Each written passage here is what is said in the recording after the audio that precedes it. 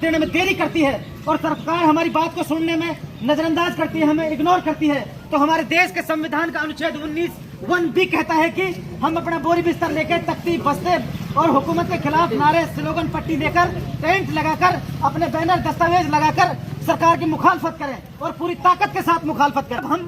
हमें ये कानून की तरफ से हमें इस बात की इजाजत है कि हम सरकार की मुखालफत करें और सरकार का ध्यान अपील करें। सरकार हमारे साथ जो जुल्म जाती हो रही है, जो नाइंसाफी हमारे साथ हो रही है, उसकी तरफ ध्यान दे और यहाँ मानव अधिकारों का हनन बंद करे। मेवात क्षेत्र में खास तौर से भरतपुर नया जिला डीग जो बना है, वहाँ पर जो मेवात क्षेत्र है और किशनगढ़ बास, तिजारा, टपूकड़ा, उमरेण, जितने भी मुद्दे हैं सारे पुलिस के निशाने पे है। पुलिस की बदनीयती है, पुलिस बदनीयती से हमारे लोगों को टॉर्चर कर रही है, तंग कर रही है और उसके नाम पर उगाही कर रही है, उसके नाम पर उगाही कर रही है पुलिस।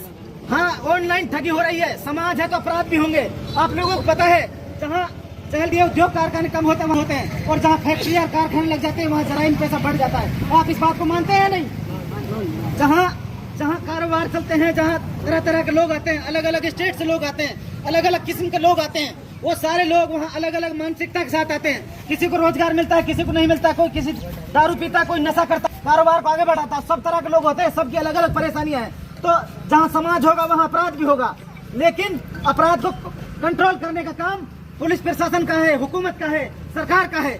सरकार हमारे यहाँ अपराध को रोक तो रही है, लेकिन सरकार हमारे साथ हमारे जो हकूक हैं, हमारे देश के संविधान में जो अधिकार हमें दिए गए हैं, उन अधिकारों का हनन करते हुए हमें प्रोटेक्ट करने का दिखावा कर रही है। पुलिस हमारे साथ अत्याचार कर रही है, पुलिस हमारे साथ जुल्म जाती कर रही भी। ऐसा आदेश नहीं है कि बिना महिला स्टाफ के किसी के घर में पुलिस घुस जाए, लेकिन पुलिस हमें गाजर मूली की तरह, भेड़ बकरियों की तरह टारगेट कर रही है और टॉर्चर कर रही है और बिल्कुल हमें जानवरों की तरह हाँक रहे हैं। इसी तरह की घटना पश्चिमी राजस्थान में होती है, बीकानेर में होती है, जैसलमेर में होती है, बाड़मेर में होती है। पुलिस की हिम्मत नहीं है, अपराधियों को, अपराध करने वालों को भी अपने बराबर में खड़ा कर फोटो खिंचवाते हैं। उनके साथ जो अपराधी के जो हकूक हैं, जो अधिकार हैं, उस दायरे में रहकर, उस हुदूद में रहकर, उस हद में रहकर अपराधी के साथ बर्ताव किया जाता है। लेकिन हमारे क्षेत्र में क्या हो रहा है? पुलिस जब से सरकार बदली है, सरकार की मानसिकता बदल गई है, सरकार की नीयत में खोट है। सरकार मुसलमानों को चुन चुन कर टारगेट करना चाहती है, सरकार मुसलमानों का हुकूक छीनना चाहती है। सरकार की बहुत सारे मंसूबे हैं जो जाहिर में हमें पता नहीं चल रहे हैं। सरकार वोट तक के अधिकार को हमसे छीनना चाहती है और ये तरीके हैं जो हमें टॉर्चर किया जा रहा है। हम ही में से हमारे दुश्मन तैयार किए जा रहे हैं, हमारे ही भाई को हमारे खिलाफ मुखबिर बनाकर तैयार किया जा रहा है और हमारा भाई हमारी मुखबिरी कर पुलिस थाने में सूचना देता है।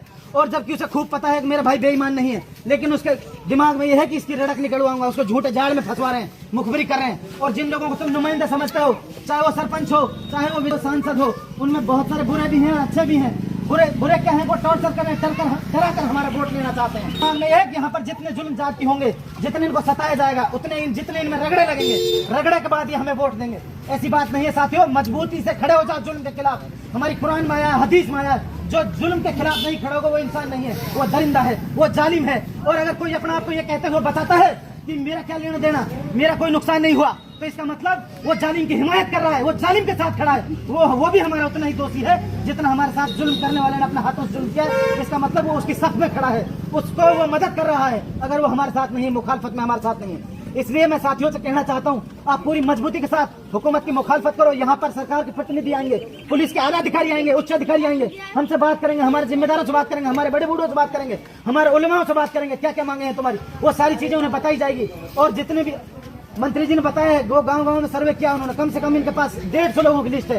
किसी से पुलिस वाले, कोई रविंदर है, कोई छजिंदर है, कोई जगत है, कौन कौन से कांस्टेबल यहाँ घूम रहे हैं और जो खुलेआम उगाई कर रहे हैं।